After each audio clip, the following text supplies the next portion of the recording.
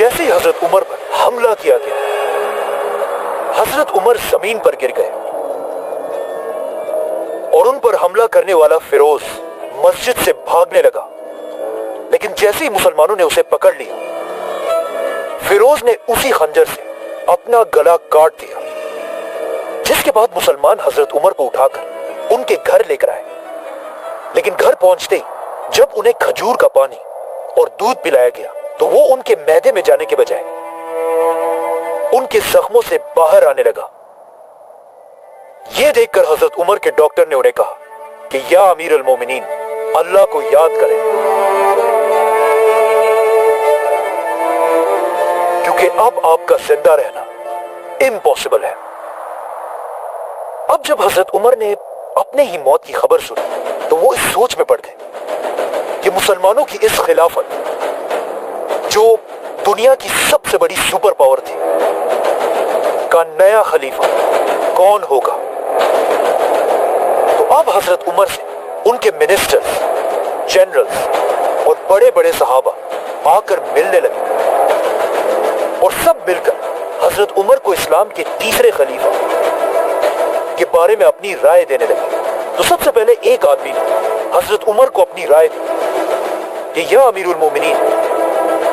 آپ دنیا کے اتنے بڑے خلیفہ ہیں اور دنیا کا رواج یہ ہے کہ ہر بڑے بادشاہ کے بعد اسی کا بیٹا بادشاہ بنتا ہے، تو اب آپ بھی اپنے بعد اپنے بیٹے عبداللہ بن عمر کو مسلمانوں کا نیا خلیفہ بنائیں۔ یہ سن کر حضرت عمر نے اسے دیکھا اور کہا اللہ تمہیں تباہ کرے، افسوس ہے تمہاری اس سوچ پر، میں نے اپنی پوری زندگی میں کبھی بھی یہ نہیں چاہا کہ مسلمانوں کی خلافت میرے خاندان کو ملے، کیونکہ حضرت عمر یہ نہیں چاہتے تھے کہ مسلمانوں کی خلافت بھی رومن اور پرشین امپائر کے بادشاہوں کی طرح صرف ایک خاندان کے کنٹرول میں رہے۔ اب جب حضرت عمر نے سب کے سامنے اپنے بیٹے کو خلافت سے دور کر دیا تھا تو مدینہ کے سارے لوگ حیران تھے کہ آخر حضرت عمر کس کو خلیفہ نومینیٹ کریں گے۔ فائنلی حضرت عمر نے اپنے بیٹے کو پاس بلایا اور اسے کہا لکھو، میں اپنے بعد صرف 6 لوگوں کو مسلمانوں کا خلیفہ بننے کے قابل سمجھتا ہوں۔ یہ 6 صحابہ کوئی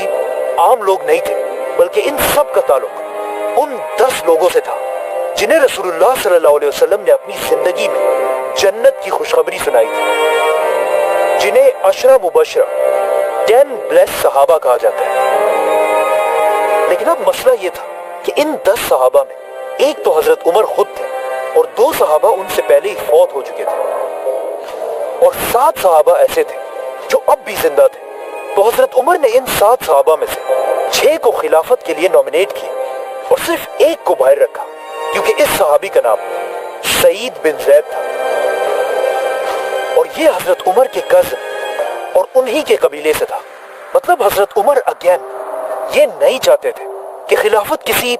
ایک خاندان کے کنٹرول میں آئے، چاہے وہ خاندان ان کا اپنا ہی کیوں نہ ہو۔ ساتھ ہی حضرت عمر نے یہ آرڈر بھی دیا کہ میرے بیٹے عبداللہ بن عمر کو بھی خلافت کے اس فیصلے میں شامل کیا جائے، لیکن اسے مسلمانوں کا خلیفہ بننے کی اجازت نہیں۔ حضرت عمر نے وفات سے پہلے مسلمانوں کو کلیئر آرڈرز دیے تھے کہ مجھے دفنانے کے فوراً بعد ان 6 صحابہ کو مدینہ کے ایک گھر میں بند کر دیا جائے تاکہ یہ خلیفہ کا فیصلہ کر سکے، جس کے بعد ان کے پاس صرف 3 دن کا ٹائم ہوگا کہ یہ لوگ آپس میں ڈیسائیڈ کر کے کسی ایک کو مسلمانوں کا تیسرا خلیفہ بنائے، اور ساتھ ہی 50 لوگوں کو تلواروں کے ساتھ اس گھر کے باہر ان کی حفاظت کے لیے کھڑا کیا جائے۔ ایسا حضرت عمر نے اس لیے بھی کیا کہ ان 6 لوگوں میں سے کوئی بھی خلیفہ کے اس الیکشن کے دوران اپنے قبیلے کے لوگوں سے نہ مل سکے، تاکہ وہ ان کے ذہنوں میں ادھر ادھر کی باتیں نہ ڈالیں اور یہ خود اپنی مرضی سے فیصلہ کریں۔ اور پھر حضرت عمر نے اپنا آخری حکم دیا کہ جب یہ 6 صحابہ کسی ایک کو خلیفہ بنا دیں، اس کے بعد ہر آدمی کو یہ فیصلہ ماننا ہوگا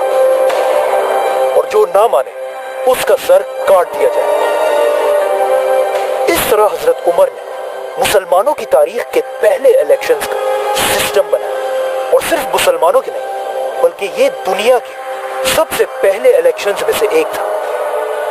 تو اب یہ سب کرنے کے بعد حضرت عمر نے آنے والے نئے خلیفہ کو اپنی آخری ایڈوائس دی۔ اے مسلمانوں کے نئے خلیفہ، ہمیشہ اللہ سے ڈرتے رہنا،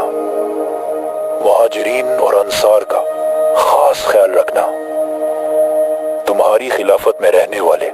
نان مسلمز کی ایسی حفاظت کرنا جیسے تم اپنے مسلمان بھائیوں کی کرتے ہو، اور یاد رکھنا کبھی بھی اپنے خاندان کے لوگوں کو مسلمانوں کی گردنوں پر سوار مت کرنا۔ ناؤ جیسے ہی حضرت عمر کو دفنایا گیا، یہ 6 صحابہ مدینہ کے ایک گھر میں جمع ہوئے اور حضرت عمر کے آرڈرز کے مطابق اسلام کے تیسرے خلیفہ کا فیصلہ کرنے لگے۔ اب اگر ان 6 صحابہ کی لائفز کو غور سے دیکھا جائے تو ان میں سے 3 صحابہ ایسے تھے جو حضرت عمر کے دور میں فوجی جنرلز تھے، اور باقی 3 ایسے تھے جو سیولینز تھے۔ تو جیسے ہی ووٹنگ شروع ہوئی، ان 3 فوجی صحابہ نے اپنے آپ کو خلافت کی ریس سے باہر کر دیا اور اپنا ووٹ باقی 3 سیولین صحابہ کو دیا، جس میں سب سے پہلے زبیر رضی اللہ تعالیٰ عنہ نے اپنا ووٹ حضرت علی رضی اللہ تعالیٰ عنہ کو دیا، حضرت طلحہ نے اپنا ووٹ عثمان رضی اللہ تعالیٰ عنہ کو دیا، اور سعد بن ابی وقاص رضی اللہ تعالیٰ عنہ نے اپنا ووٹ عبد الرحمن بن عوف کو دیا۔ تو اب خلافت کے لیے صرف 3 نام باقی رہے، عبد الرحمن، عثمان اور علی رضی اللہ تعالیٰ عنہ۔ یہ دیکھ کر عبد الرحمن بن عوف نے کہا کہ دیکھو، میں بھی مسلمانوں کی اس ایمپائر کا خلیفہ نہیں بننا چاہتا، جس کے بعد آف کورس خلافت کے لیے صرف 2 نام باقی رہے، عثمان اور علی۔ اس وقت عثمان رضی اللہ تعالیٰ عنہ کی ایج آلموسٹ 70 سال تھی، جس کے مقابلے میں حضرت علی کی ایج صرف اور صرف 45 ایئرز تھی۔ مطلب حضرت عثمان حضرت علی سے تقریباً 25 سال بڑے تھے، اور ان دونوں میں مسلمانوں کا خلیفہ کون ہوگا، یہ فیصلہ حضرت عبد الرحمن بن عوف نے کرنا تھا، کیونکہ انہوں نے ابھی تک اپنا ووٹ کسی کو نہیں دیا تھا۔ اب جب مسلمانوں کا نیا خلیفہ چوز کرنے کی ساری طاقت عبد الرحمن بن عوف کے ہاتھ میں تھی، جو ایک بہت بڑی ذمہ داری تھی، تو اب اس کا فیصلہ کرنے سے پہلے عبد الرحمن بن عوف رضی اللہ تعالیٰ عنہ مدینہ کے بڑے بڑے صحابہ کے پاس گئے اور ان سے ان کی رائے پوچھی، جس کے بعد وہ مسلمانوں کی فوج کے کمانڈرز کے پاس گئے، ان کی بھی رائے لی، اور خلیفہ کے اس ڈیسیژن میں عبد الرحمن بن عوف نے مدینہ کے عورتوں سے بھی مشورہ کیا۔ اسی طرح عبد الرحمن بن عوف مدینہ کے یوتھ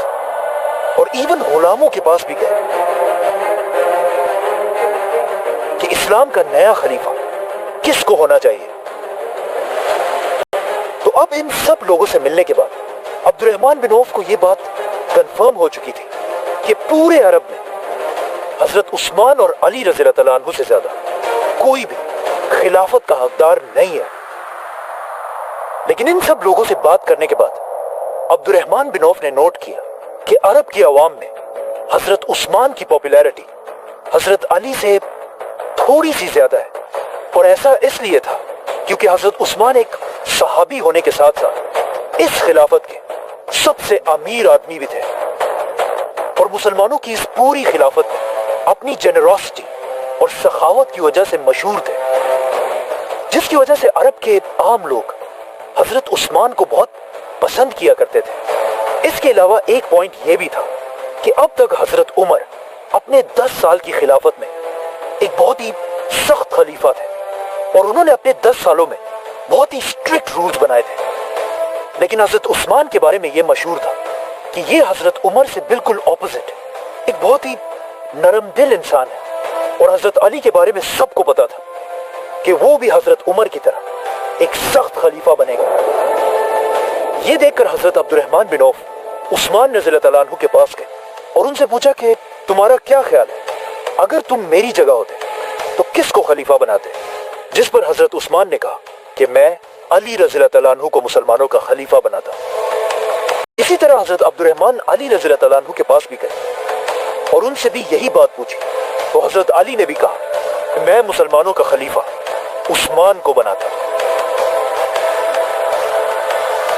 जैसे ही 3 दिन पूरे हुए,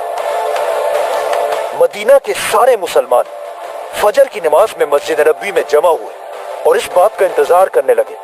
कि मुसलमानों का नया खलीफा कौन होगा। कहा जाता है कि उस दिन मस्जिद में इतने लोग जमा थे कि इवन हजरत उस्मान को भी बैठने की जगह नहीं मिली और वो मस्जिद के सबसे आखिर में जाकर बैठे। नाउ पूरी मस्जिद खामोशी से तीसरे खलीफा के नाम का इंतजार करने लगे। तो अब्दुर्रहमान बिन औफ इन सब के सामने खड़े हुए और एक लंबी दुआ करने के बाद सबसे पहले हजरत अली को अपने पास बुलाया और उनका हाथ पकड़कर पूछा, अली, क्या तुम अल्लाह, उसके रसूल और अबू बकर और उमर के तरीके पर चलोगे? तो हजरत अली ने कहा कि मैं उतना ही कर सकता हूं जितना मुझ में ताकत हो, मतलब I will do my best. जिसके बाद अब्दुर्रहमान बिन औफ ने हजरत उस्मान को अपने पास बुलाया, उनका हाथ पकड़ा और उनसे भी यही सेम बात पूछी, जिस पर हजरत उस्मान ने कहा कि अल्लाह की कसम मैं ऐसा ही करूंगा। आखिर अब्दुर्रहमान बिन औफ ने अपने हाथ उठाए, आसमान की तरफ देखा और कहा, या अल्लाह, खिलाफत की जो जिम्मेदारी आपने मेरे ऊपर डाली थी उसे मैं आज उस्मान के हवाले करता हूं और यही मुसलमानों का नया खलीफा होगा। यह सुनकर सबसे पहले हजरत अली ने उस्मान रज़ियल्लाहु तआला अन्हु के हाथ पर बैत की, जिसके बाद मस्जिद में बैठे सारे लोग हजरत उस्मान के पास आकर उनके हाथ पर बैत करने लगे। तो हजरत उस्मान मस्जिद नबवी में रसूलुल्लाह सल्लल्लाहु अलैहि वसल्लम के मिंबर पर चढ़े और अपनी खिलाफत की पहली स्पीच की, जिसमें उन्होंने लोगों को दुनिया की मोहब्बत छोड़कर आखिरत की जिंदगी की तैयारी करने का हुक्म दिया। ऑलमोस्ट 70 साल की उम्र में खलीफा बनने के बाद हजरत उस्मान ने अपना सबसे पहला हुक्म यह दिया कि मुसलमानों की इस खिलाफत की पूरी फौज और गवर्नमेंट ऑफिसर्स की तनख्वाहों को बढ़ा दिया जाए। और फिर मदीना से हजरत उस्मान ने सारे गवर्नर्स की तरफ लेटर्स भेजे, कूफा, बसरा, दमिश्क, अलेक्जेंड्रिया। इन लेटर्स में हजरत उस्मान ने क्लियर ऑर्डर दिया था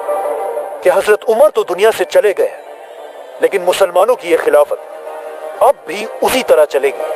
जैसे हजरत उमर के दौर में थी। अब जैसे ये लेटर्स मदीना से इन गवर्नर तक पहुंचे तो वो सब इन लेटर्स को पढ़कर हैरान रह गए, क्योंकि पहली बार ये लेटर्स खलीफा उमर बिन खत्ताब की तरफ से नहीं बल्कि अमीरुल मोमिनीन उस्मान बिन अफ़ान की तरफ से थे। और इस तरह इस्लाम का एक नया दौर शुरू हुआ, खिलाफत ऑफ उस्मान रज़ियल्लाहु अन्हु। सब्सक्राइब।